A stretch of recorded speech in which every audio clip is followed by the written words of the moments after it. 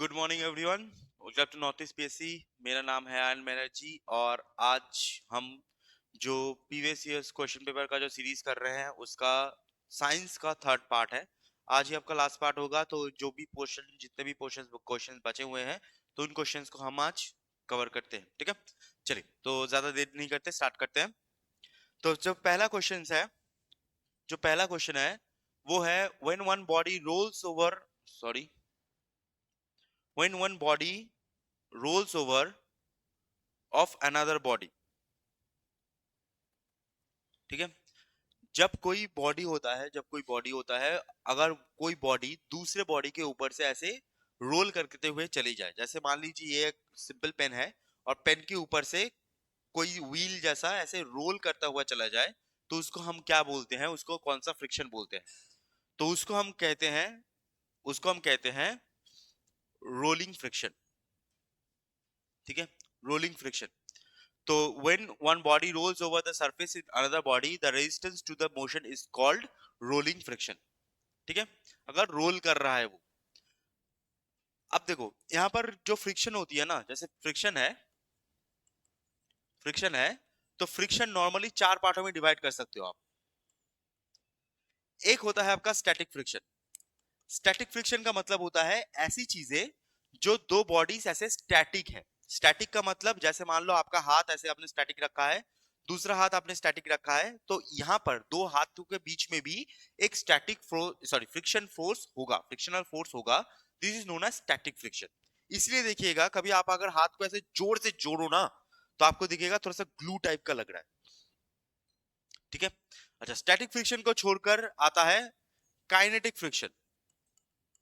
Kinetic friction का मतलब होता है जब दो बॉडीज एक साथ मूव कर रही है।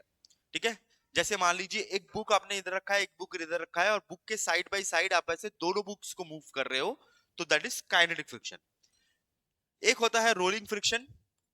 रोलिंग फ्रिक्शन का मतलब होता है अगर कोई नॉर्मल प्लेन है और उसके ऊपर से कोई भी चीज रोल कर रही है, जैसे टायर रोल कर रहा है या फिर बॉल रोल कर रही है, तो दैट इज रोलिंग फ्रिक्शन। एक स्टिल, एक रोलिंग।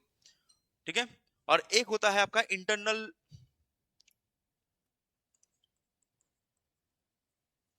Internal friction. जो लिक्विड होती है, लिक्विड के जो इंटरनल लेयर्स के बीच जो फ्रिक्शन होता है, तो इसे हम बोलते हैं इंटरनल फ्रिक्शन। ठीक है, तो when one body rolls over the surface and another body resistance to the motion is called rolling friction। ठीक है, चलिए नेक्स्ट क्वेश्चन।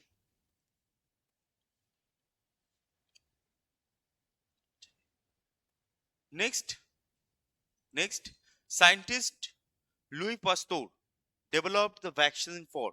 तो लुई पास्टोर ने कौन सा वैक्सीन डेवलप किया था?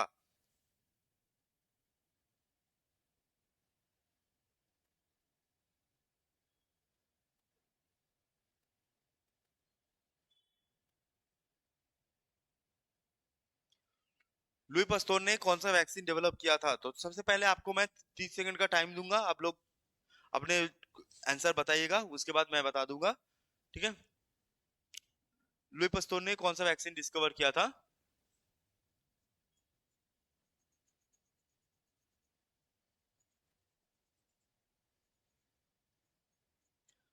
तो लुई पास्टोर ने कौन सा वैक्सीन डिस्कवर किया था? That is known as rabies. ठीक है, तो रेबीज का जो वैक्सीन होता है तो लुई पास्टोर ने डिस्कवर किया था। एंड टीवी का जो वैक्सीन होता है तो वो डिस्कवर किया गया था बाय रॉबर्ट कोच, है ना। टीवी का जो होता है वैक्सीन, तो उसको डिस्कवर किया गया था बाय रॉबर्ट कोच। अब मैं हमने पहले दिन ही क्लास में देखा था, जो टीवी का जो वैक्सीन होता है उस वैक्सीन का नाम होता है बीसीजी। बीसीजी, है ना, हमने देखा था। चलो next question. Next question, who discovers penicillin? Who discovered penicillin? तो पेनिसिलिन किसने डिस्कवर किया है?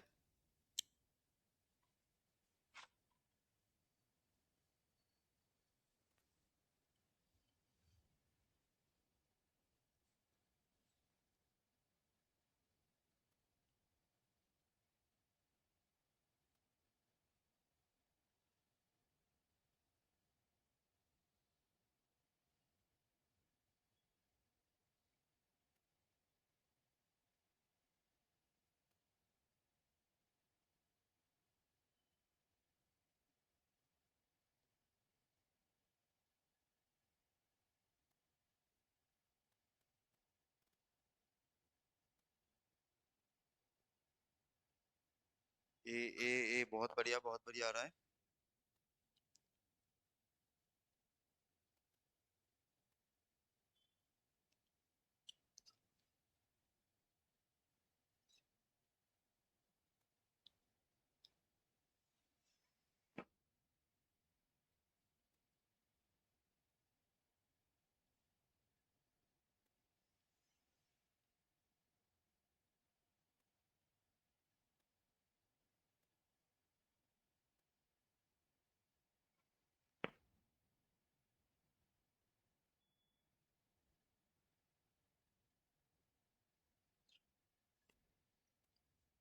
ठीक है, चल।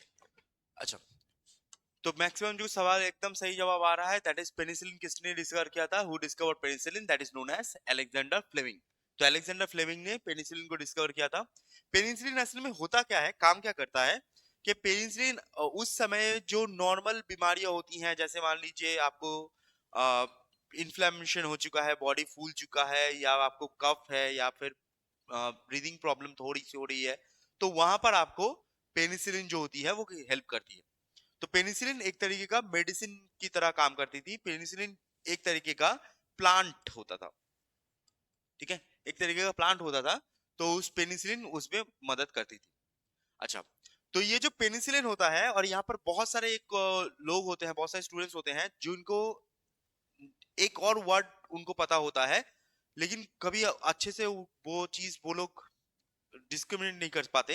एक और वर्ड होता है, that is known as morphine. ठीक है, मॉर्फिन।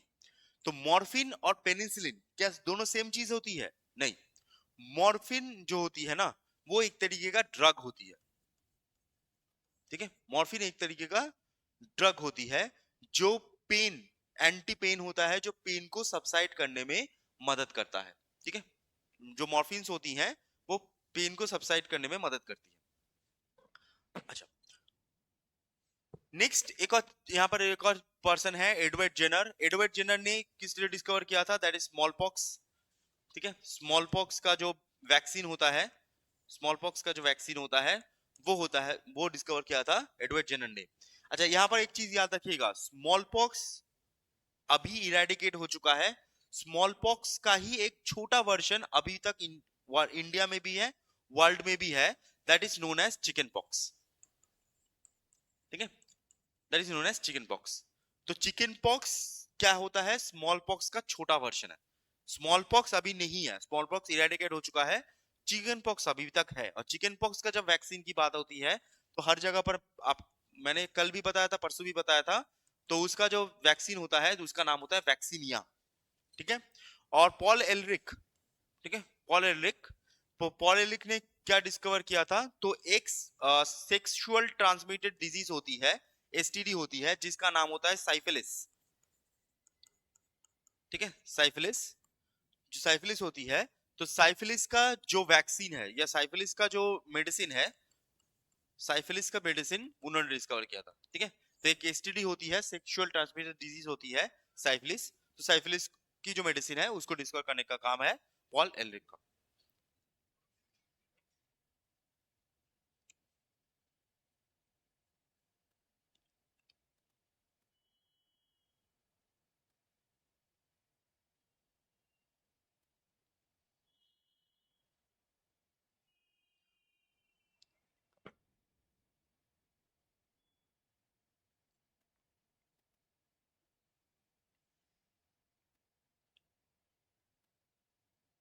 ठीक है, चलिए।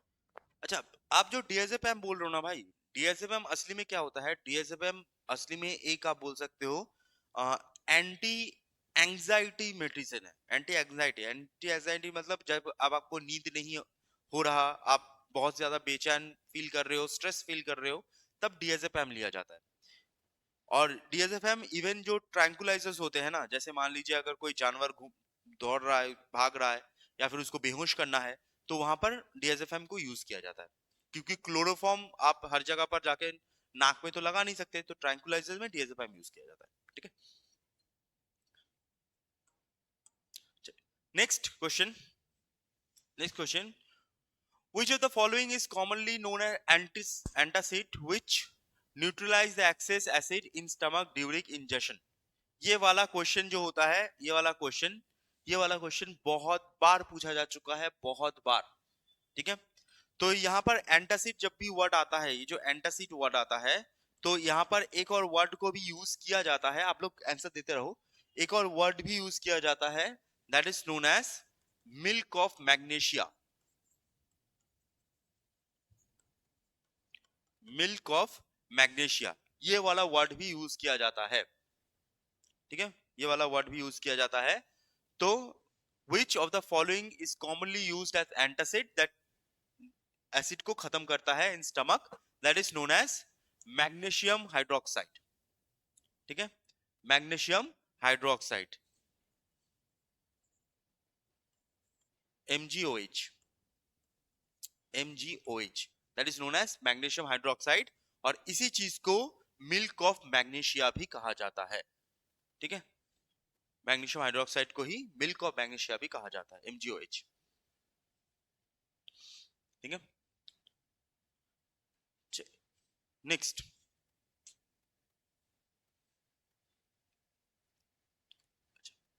नेक्स्ट आता है which of the following cell type secretes hydrochloric acid in stomach. ठीक है, हाइड्रोक्लोरिक एसिड इन स्टमक। तो हमारे स्टमक में यहाँ पर क्वेश्चन ये पूछा जा रहा है, मैं इधर थोड़ा सा हट जाता हूँ।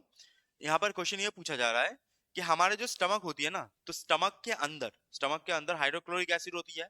तो हाइड्रोक्लोरिक एसिड कौन सी, वहां पर कौन सी सेल होती है जो हाइड्रोक्लोरिक एसिड को सिक्रेट करती है, मतलब निकालती है। ठीक है, तो अगर आप कभी हमारे स्टमक को देखोगे, ठीक है, स्टमक को देखोगे, तो स्टमक का जो बाहर वाला हिस्सा होता है, ये वाला जो हिस्सा होता है, इसे हम बोलते हैं फंडस। फंडस। बीच वाला जो हिस्सा होता है, this is known as cardia. और ये वाला जो हिस्सा होता है, इसे हम बोलते हैं पाइलोरस। ठीक है, पाइलोरस। तो स्टमक में ऐसे तीन हिस्से होते हैं। अब स्टमक के अंदर क्या होता है, स्टमक के अंदर एक लेयर होता है ऐसा। ठीक है, स्टमक के अंदर एक लेयर होता है। ये लेयर किसका होता है, ये लेयर होता है आपका म्यूकस का। ये लेयर होता है म्यूकस का, म्यूकस का एक लेयर होता है। ठीक है, म्यूकस लेयर का मतलब क्या है, जैसे जो सर्दी होती है ना, वो म्यूकस लेयर होती है। अब ये जो म्यूकस लेयर होता है, ये प्रोटेक्ट करता है, ये प्रोटेक्ट करता है फ्रॉम HCl। तो HCl कहां से निकलता है, आंसर आ रहा है क्या जी? बी बी बी बी, सबको बी आता है। म्यूकस लेयर नहीं, म्यूकस जो सेल्स होती है, तो उसमें जो म्यूकस निकलता है, that is known as parietal cells. ठीक है, which of the following cell type secretes hydrochloric acid और HCl, that is known as parietal cells. ठीक है, पेरिटल सेल्स होते हैं, उसको हम पेरिटल सेल्स बोलते हैं। नेक्स्ट क्वेश्चन,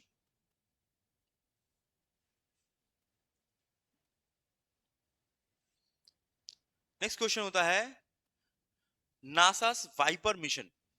ठीक है, NASA's viper mission to explore. तो नासा का जो वाइपर मिशन है, वो कौन से मिशन, कौन सा पोर्शन जो होता है, उसको एक्सप्लोर करने के लिए बनाया गया है।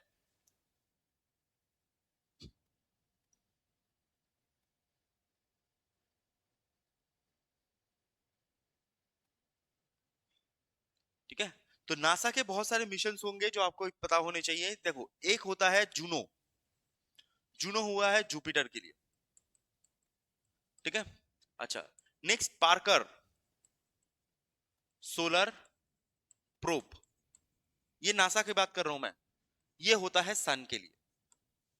ठीक है, जूनो है उसके लिए, पार्कर सोलर प्रोब है सन के लिए। एक होता है वॉयजर, वॉयजर, वॉयजर क्या है, वॉयजर जो सोलर सिस्टम है, सोलर सिस्टम में जितना दूर जा सकता है, तो जितना दूर जाता है, ये आपका पहुंच चुका है ऑलरेडी, नेपच्यून पार कर चुका है। ठीक है, तो ये सोलर सिस्टम में जितना दूर जा सकता है। ठीक है, सोलर सिस्टम में हम एग्जिस्ट करते हैं, एग्जिस्ट करते हैं, इसको प्रूव करने के लिए वॉयजर उन्होंने छोड़ा था। तो वॉयजर अभी नेपच्यून को पार भी कर चुका है। ठीक है, तो सोलर सिस्टम में एग्जिस्ट करते हैं, that is known as Voyager. तो ऐसे कुछ फेमस फेमस होते हैं, जिसमें से एक होता है वाइपर। तो वाइपर क्या होता है, वाइपर होता है south pole of the, sorry sun क्यों लिख रहा हूं, south pole of the moon. ठीक है, तो नासा वाइपर मिशन किसके लिए है? That is known as south pole of the moon. ठीक है, आंसर ए बहुत बढ़िया, बहुत बढ़िया आंसर आ रहा है आप लोगों का। ठीक है, ठीक है, south pole of the moon.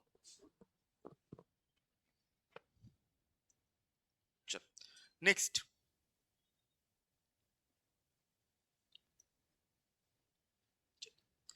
Next होता है हिडन हंगर। हिडन हंगर का मतलब क्या होता है? हंगर का मतलब आपको खाना नहीं मिला, ऑब्वियसली खाना नहीं मिला। हिडन हंगर का मतलब क्या होता है? तो आंसर देते रहिए, मैं थोड़ा सा आपको समझा देता हूँ। यहाँ पर मैक्रो माइक्रो सब लिखा हुआ है। क्या होता है, हमारे बॉडी को जब न्यूट्रिएंट्स की बात होती है ना, न्यूट्रिएंट्स, हमारी बॉडी को दो टाइप के न्यूट्रिएंट्स चाहिए होता है। एक होता है मैक्रो और एक होता है माइक्रो। मैक्रो और माइक्रो, मैक्रो मतलब जो आपको बहुत ज्यादा मात्रा में चाहिए, माइक्रो आपको बहुत कम मात्रा में चाहिए। तो मैक्रो में आता कौन कौन है? मैक्रो में आता है कार्बोहाइड्रेट, कार्बोहाइड्रेट, प्रोटीन और फैट। फैट की जगह आप लिपिड भी बोल सकते हो, आपकी मर्जी। Carbohydrate, protein and fat. Micro nutrients में क्या क्या आते हैं? माइक्रो न्यूट्रिएंट्स में आते हैं विटामिन एंड मिनरल्स। ठीक है, मिनरल्स में मतलब सोडियम, पोटाशियम, कैल्शियम, ये सब मिनरल्स में आते हैं। तो what is hidden hunger? Hidden hunger क्या होता है? मैं पहले आंसर देख लेता हूं सबका। सी, ए बी सी सी, बहुत बढ़िया। ठीक है, तो हिडन हंगर क्या होता है? हिडन हंगर का मतलब होता है जब आपके बॉडी में आपको माइक्रो न्यूट्रिएंट्स नहीं मिलेंगे, तो hidden hunger refers is deficiency in micro nutrients. ठीक है, माइक्रो न्यूट्रिएंट्स जब आपको नहीं मिलेगा।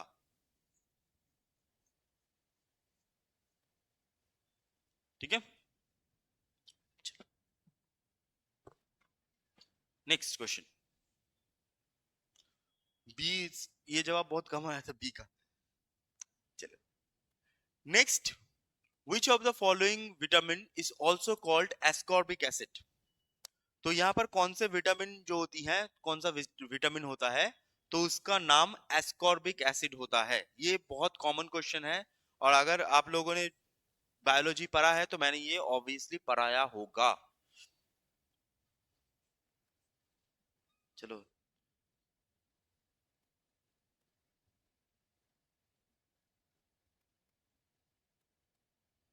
बहुत बढ़िया, बहुत बढ़िया आंसर आ रहा है।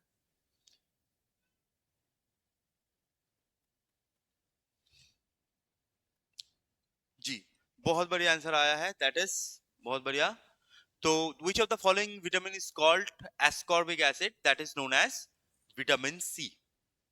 ठीक है, विटामिन सी होता है एस्कॉर्बिक एसिड। विटामिन डी जो होती है, ये जो विटामिन डी होती है, तो इसे हम बोलते हैं कैल्सीफेरॉल। विटामिन डी जो होती है that is known as calciferol. Vitamin E, vitamin E जो होती है इसे हम बोलते हैं टोकोफेरॉल, टोकोफेरॉल। एंड विटामिन के जो होती है इसको हम बोलते हैं फाइलो क्विवन या क्विनाइन। ठीक है, फाइलो क्विनाइन, दैट इज फाइलो क्विनाइन। तो vitamin D calciferol, vitamin E is tocopherol, vitamin के इज फाइलोक्विनोन। और विटामिन, अगर ए पूछा जाए कि विटामिन ए क्या होता है, विटामिन ए क्या होता है, तो विटामिन ए जो होती है इसका नाम होता है आपका रेटिनॉल। ठीक है, विटामिन ए जो होती है that is known as retinol. अब विटामिन बी का पूरा कॉम्प्लेक्स होता है। जब आपको विटामिन और डिजीज, आप एक क्वेश्चन यहाँ पर ख्याल एक चीज कर रहे हो शायद, अगर आप ख्याल करो तो हर एग्जाम में विटामिन एंड डिजीज, इनसे ये क्वेश्चन भर भर के आया है। तो विटामिन और डिजीज वाला जो पोर्शन है आपको उसमें थोड़ा सा अच्छा ग्रैप्स रखना पड़ेगा। ठीक है, नेक्स्ट क्वेश्चन पे चलते हैं। अच्छा, next, which is not a vaccine for Covid 19 disease? तो कोविड 19 डिजीज में कौन सा वैक्सीन नहीं है? ये वाला जो क्वेश्चन है ना, देखो ये वाला क्वेश्चंस आपको आता है तो आता है, नहीं आता है नहीं आता है। तो देखा कि कुछ क्वेश्चंस ऐसे भी होंगे कि यहाँ पर इंडियन कोई ब्रांड का नाम उतना नहीं है, तो यहाँ पर आपको सिंपल सा सिंपल ऐसा पूछा गया है कि कौन सा नहीं है। ठीक है, तो एक बार कोशिश करके देख लो।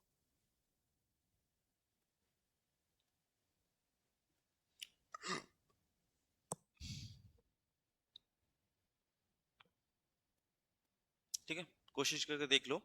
अब देखो यहाँ पर एक चीज एग्जामिनर क्या करता है ना, कभी कभी एग्जामिनर क्या करता है कि एग्जामिनर आपको जो आपके कॉमन सेंस है उससे टेस्ट कर लेता है। कॉमन सेंस से टेस्ट करता है, कॉमन सेंस से टेस्ट करता है मतलब क्या है कि जैसे कोविड के जितने भी चीजें हैं, मैक्सिमम जो चीजें हैं हमने सुना है, वो रशिया का स्पुतनिक हो, वो अमेरिका का फाइजर हो, इंडिया का कोविशील्ड कोवैक्सीन हो, तो हमने मैक्सिमम जो है ना हमने सुना हुआ है। तो अगर आपको ऐसा कभी कुछ क्वेश्चन आया जो आपने कभी नहीं सुना है, कभी नहीं सुना है, तो मैक्सिमम चांसेस हैं वही आंसर है। ठीक है, तो यहां पर एक चीज याद रखिएगा, नोवैक्सॉइड, कोवोवैक्स एंड मॉडर्ना, ये तीनों ही, ठीक है, तीनों ही आपके कोवैक्सीन सॉरी कोविड 19 का वैक्सीन है। ठीक है, नोवैक्सॉइड, कोवोवैक्स एंड मॉडर्ना, ये तीनों ही है। तो इनमें से ऐसा कोई नहीं है जो नहीं है, तो यहां पर आंसर होगा नन ऑफ द अबव। ठीक है, ये तीनों ही है, नोवैक्सॉइड, कोवोवैक्स एंड मॉडर्ना, CBD। ठीक है,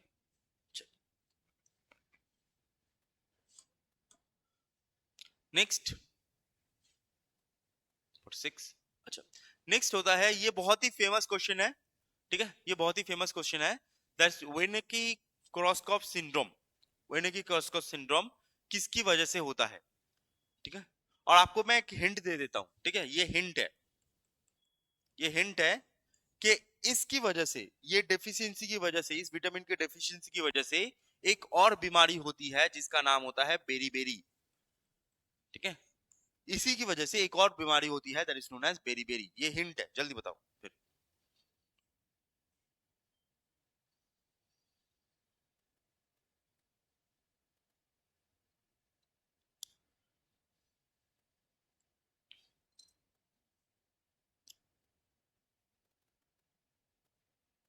जी आंसर आ रहा है, क्यों फेल का है, हो गया भाई, फेल नहीं होगा, चिंता मत करो। ये ठीक है, बहुत, चलिए बहुत बढ़िया। तो हम, आपको यह भी याद रखना है कि कौन सी बीमारी होती है, जैसे मैंने लास्ट क्लासेस में सब कुछ बता के रखा है। ठीक है, तो यहाँ पर वेर्निकी क्रॉसकॉफ सिंड्रोम ऑकर्स ड्यू टू क्या है, that is vitamin B1। Vitamin B1, तो विटामिन B1 जो होती है उसकी वजह से आपको ये सिंड्रोम भी होगा एंड बेरी ये जो होगा ये भी होगा। ठीक है, अच्छा, B9, ये जो B9 होता है ना, B9 this is known as folic acid. ठीक है, एक चीज याद रखिएगा, फॉलिक एसिड, तो folic acid is very important in pregnant females. जो प्रेग्नेंट होती हैं, जो प्रेग्नेंट फीमेल्स होती हैं, उनके आयरन के लिए, उनके आयरन के लिए ये फॉलिक एसिड जो होती है वो बहुत इंपॉर्टेंट होती है। ठीक है, क्वेश्चन पूछा जाता है, आयरन के लिए बहुत इंपॉर्टेंट होता है। नेक्स्ट क्वेश्चन, चलिए, radiation activity is measured in international unit, ये वाला तो आपको आना चाहिए। ठीक है, यहाँ पर एक चीज ख्याल कीजिएगा, SI लिखा हुआ है। ठीक है, SI लिखा हुआ है, तो इस ख्याल कीजिएगा।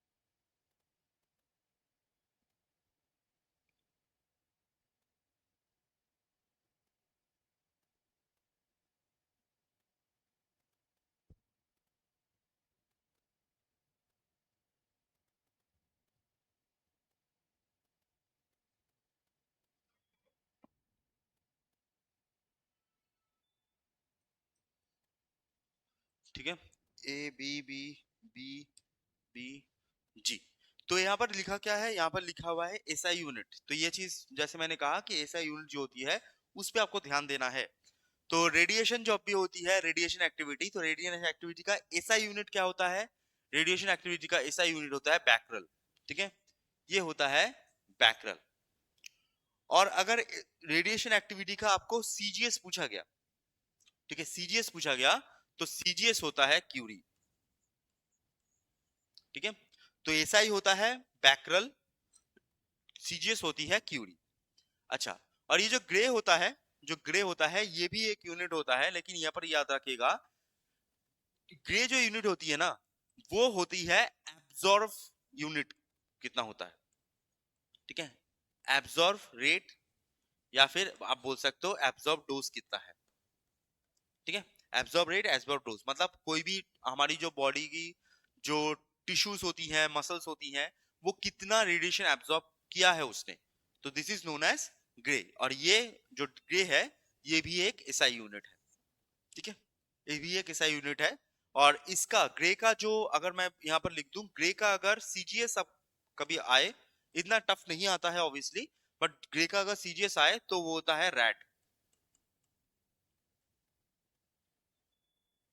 ठीक है, तो वो होता है रेड। तो एब्जॉर्ब रेट का एसआई यूनिट होता है ग्रे, एब्जॉर्ब रेट का सीजीएस होता है रेड। ठीक है,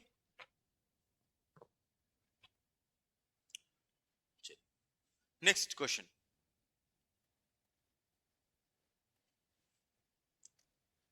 अच्छा, which of the following organism is called suicidal bag of the eukaryotic cell? ये तो आपको पता होना ही चाहिए, ये तो सबका जवाब आना ही चाहिए।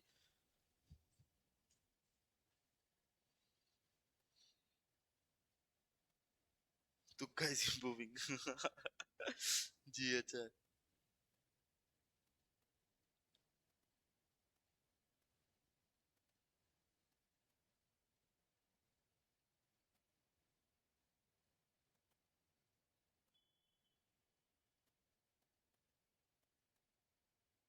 जी एकदम, सबका एकदम बढ़िया आंसर आ रहा है, सबका बढ़िया आंसर आ रहा है जी, सबका बढ़िया।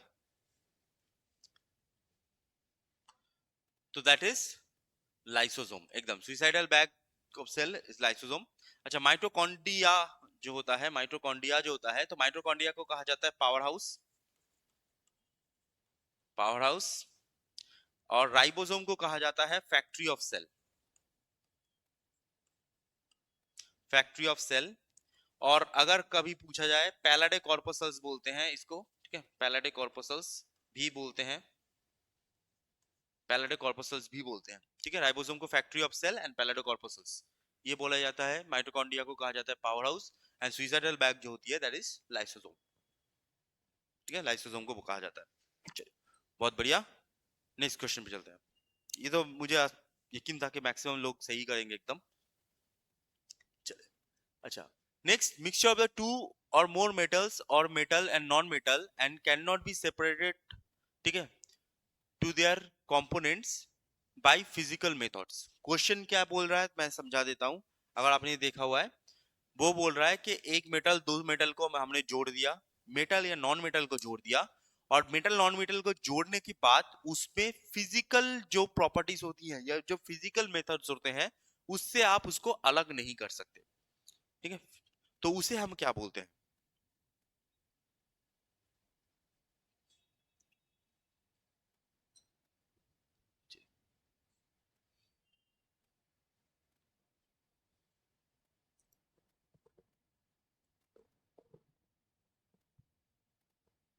ठीक है, तो उसे हम क्या बोलते हैं? तो mixture of two and more metals and metal non metal, बहुत सारा का सही जवाब आ रहा है। तो यहाँ इसका आंसर क्या होता है? इसका आंसर होता है एलॉयज।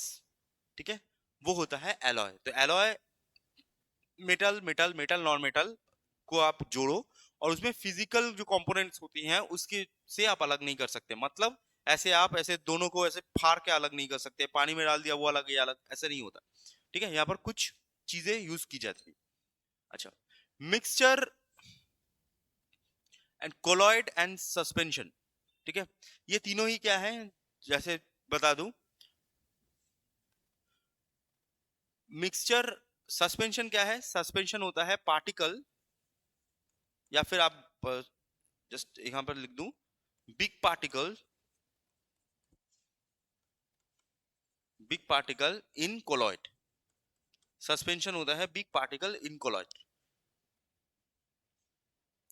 ठीक है, अच्छा, मिक्सचर और कोलॉइड जो होती हैं वो करीब करीब सेम सेम ही चीज होती है, करीब करीब, बट दूसरे में बहुत सारा डिफरेंस भी होता है।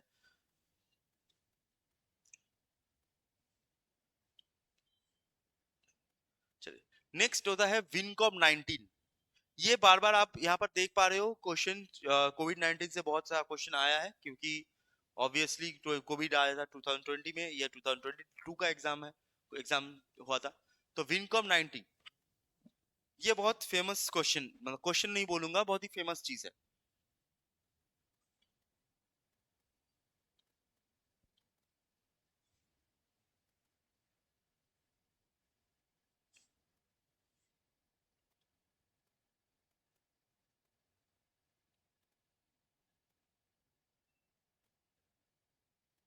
बी ए बी समझ, विनकॉम 19। चलिए, बहुत बढ़िया। चलिए, तो विनकॉम 19 क्या है? The Vincom 19 is first indigenous drug, यहां पर वर्ड याद रखिएगा, ड्रग टू ट्रीट कोविड 19। तो कोविड 19 वैक्सीन कौन सी थी? Covishield and Covaxin. But drug, medicine, पहला इंडिया में बना हुआ मेडिसिन कौन था? That is known as Vincom 19। ठीक है, that is known as Vincom 19। तो Vincom 19 is the first indigenous drug to treat Covid 19। ठीक है, तो कोविड से जुड़ा हुआ बहुत सारा सवाल है यहाँ पर आप देखोगे ऑब्वियसली। अच्छा, नेक्स्ट होता है थायोमार्गरिटा मैग्निफिका। ये बहुत ही, आप बोल सकते हो, बढ़िया क्वेश्चन है। ठीक है, बहुत ही बढ़िया क्वेश्चन है ये। नाम जो आता है ना, ये नाम बहुत कम लोगों को पता है, लेकिन बहुत ही बढ़िया टाइप का क्वेश्चन है ये। ठीक है, थियोमार्गरिटा मैग्निफिका क्या होता है? ठीक है, थियोमार्गरिटा मैग्निफिका क्या होता है? ठीक है, बैक्टीरिया जो बहुत बड़ा है, जिससे आप खुली आंखों से देख सकते हो। वायरस जो इतना बड़ा है, जो खुली आंखों से देख सकते हो। फ्लाई जो इतना छोटा है कि खुली आंखों से देख नहीं सकते। और newly discovered coral species. No idea. B B P A B. ठीक है, चलिए, तो याद रखिएगा, थियोमार्गरिटा मैग्निफिका, थियोमार्गरिटा मैग्निफिका इज अ बैक्टीरिया, जो इतना बड़ा बैक्टीरिया है जिसको हम आंखों से देख सकते हैं। तो ऑप्शन क्या है? The bacterium that is big enough to seen through naked eye. ठीक है, सीन थ्रू नेकेड आई। चलिए, नेक्स्ट क्वेश्चन चलते हैं। नेक्स्ट होता है the gradual and Fairlie predictable change in species composition is given. ठीक है, इसका ये क्वेश्चन बहुत कॉमन क्वेश्चन है। यहां पर बोला है the gradual and Fairlie predictable composition change.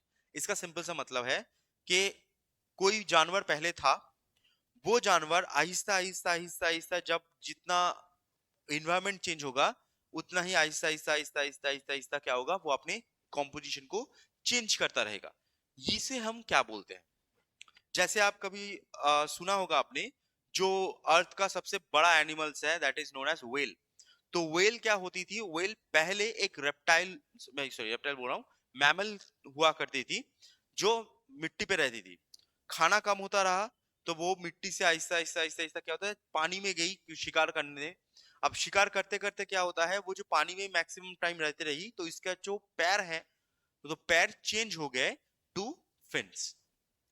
इसलिए व्हेल एक मैमल होता है। ठीक है, तो ये जो चेंज हो रहा है, इस चेंज को हम क्या बोलते हैं? इस चेंज को हम क्या बोलते हैं? चलिए, बहुत बढ़िया आंसर आ रहा है सबका। बहुत बढ़िया आंसर आ रहा है। दैट इज, इस चेंज को हम क्या बोलते हैं? इसे हम बोलते हैं इकोलॉजिकल सक्सेशन। चेंज को हम बोलते हैं इकोलॉजिकल सक्सेशन।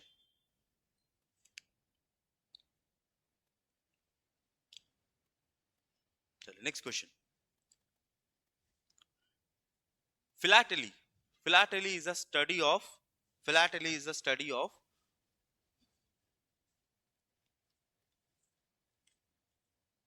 ठीक है, ये ऐसे देखो, ऐसे अगर क्वेश्चंस आ जाए ना तो कुछ नहीं कर सकते भाई उधर, ऐसा कैसे है? ये आपको अगर आपने पढ़ा हुआ है, आपको पता है तो पता है, नहीं पता है तो नहीं पता, ऐसा, बाकी तुक्का ही भरोसा है। तो फिलाटेली किसको बोलते हैं? जो पोस्टेज, जो स्टैम्प्स होते हैं ना, स्टैम्प्स, स्टैम्प्स की जब स्टडी होती है, उसके जब एलिवेशन की स्टडी होती है, तो उसे हम बोलते हैं फिलाटेली। ठीक है, तो फिलाटेली क्या होता है? Philately is the study of, philately is the study of postage stamps. ठीक है, that is known as philately. Next 54 पे जाते हैं। व्हिच ऑफ द फॉलोइंग, ये बहुत बहुत आसान क्वेश्चन है। ठीक है, अगर मैंने आप लोगों को ब्लड पढ़ाया होगा तो मैंने ये क्वेश्चन पे बहुत ज्यादा फोकस किया होगा। पोस्टेज स्टैम्प्स, बहुत बढ़िया।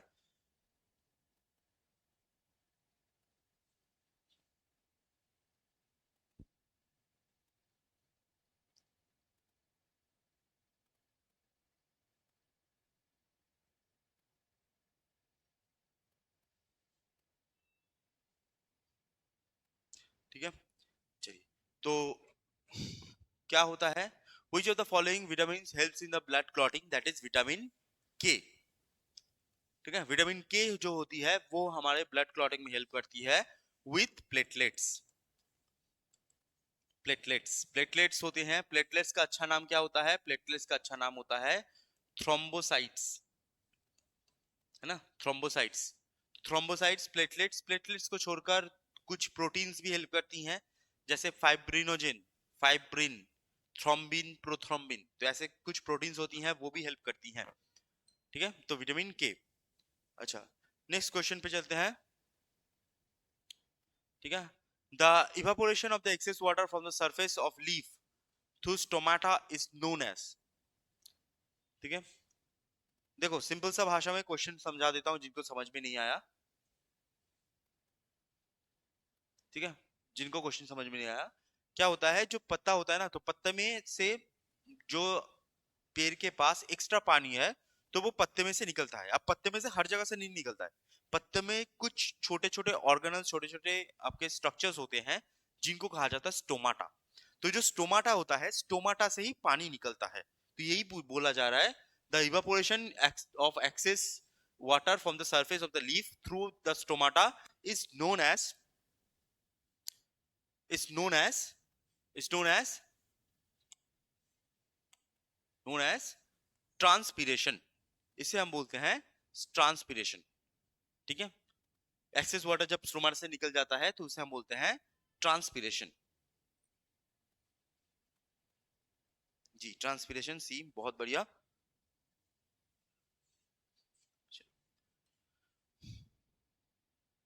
नेक्स्ट क्वेश्चन है, bamboo belongs to the family of, bamboo कौन सी पेड़ की फैमिली होती है? Bushes, grass, small tree, herbs. ठीक है, बैम्बू क्या होता क्या है? ठीक है, खाए हो कभी? बैम्बू सूट तो खाया है, ऑब्वियसली तुम लोगों ने बैम्बू सूट तो खाया है। ठीक है, बहुत अच्छा भी होता है बॉडी के लिए भी। कभी लाइफ में बैम्बू खाया है? हाँ?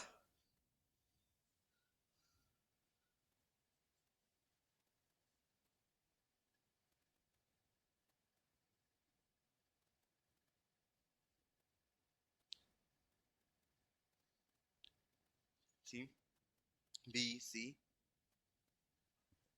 ठीक है, चलिए, तो बैम्बू होती क्या है? बैम्बू कौन सी फैमिली में आती है? बैम्बू आती है, याद रखिएगा, बैम्बू आती है ग्रास फैमिली में। ठीक है, बैम्बू आती है ग्रास फैमिली। और बैम्बू ये जो होती है, बैम्बू को कहा जाता है the green gold.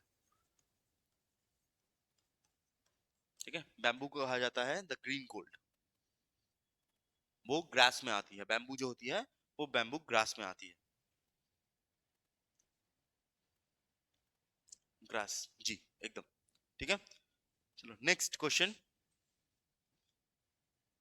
Next question होता है monkey pox disease is caused by infection with, monkey pox जो डिजीज है वो मंकी पॉक्स वायरस से होता है, मंकी पॉक्स बैक्टीरिया से होता है, या मंकी पॉक्स मॉस्क्यूटो से होता है। तो ऐसे नाम का तो कोई मॉस्क्यूटो है नहीं, ऑब्वियस सी बात है, मॉस्क्यूटो तो ऐसा कोई नाम का है नहीं। तो मंकी पॉक्स जो होती है, याद रखिएगा, मंकी पॉक्स वायरस से होती है, ठीक है, मंकी पॉक्स वायरस से होती है। अच्छा, तो ये 2022 तक जितने भी आपके क्वेश्चंस आए थे, साइंस के जितने भी क्वेश्चंस आए थे, ये जो पीडीएफ है ये आपके वहां पर अपलोड हो जाएगा, और ये जो वीडियो है वो फेसबुक में एंड यूट्यूब में दोनों जगह पे ही आपको मिल जाएगा, ठीक है, ये अपलोड हो जाएगा। अच्छा, एक और चीज यहाँ पर बोल दूं, इसके बाद 2023-24 जो एग्जाम्स हुए हैं, जो रिसेंट हुए हैं, तो उनको भी यहाँ पर ऐड कर दिया जाएगा, ठीक है, ऐसे से ऐड कर दिया जाएगा। और बाकी जो सब्जेक्ट्स हैं उनका भी जो पीवाईक्यू है हम लेके आ रहे हैं, पॉलिटी शाम को होगा, ठीक है, पॉलिटी शाम को हो रहा है, और जो पीवाईक्यू वाला जो पोर्शन है बाकी जो सब्जेक्ट्स के हैं उसको भी हम यहाँ पर डिस्कस करेंगे, ठीक है। ये पहले साइंस का हुआ, इसके बाद बाकी जितने भी सब्जेक्ट्स हैं एक एक करके हम सबका डिस्कस करेंगे आपके एग्जाम से पहले, जिससे आपका एग्जाम में आप जब जाओ तो आप बहुत ज्यादा कॉन्फिडेंट फील करो, आपको जीके में कुछ भी कमी महसूस ना हो, ठीक है। तो थैंक यू सो मच, और नेक्स्ट डे जब नया बनेगा तो आप लोगों को सबको ऑलरेडी बता दिया जाएगा, तो वहां से हम फिर से स्टार्ट करेंगे अलग पीवाईक्यू को लेकर, ठीक है। तो अच्छे से रहिए और अच्छे से पढ़िए, सब कुछ पढ़िए, सामने एग्जाम है और 12 दिन के बाद एग्जाम है, ठीक है, अच्छे से फोकस करके पढ़िएगा, ठीक है। और अगर कोई प्रॉब्लम है तो जरूर बताइएगा, मैं जितना जल्दी हो सके उसको सॉल्व करने की कोशिश कर दूंगा, ठीक है। Thank you so much, next मिलते हैं, थैंक यू।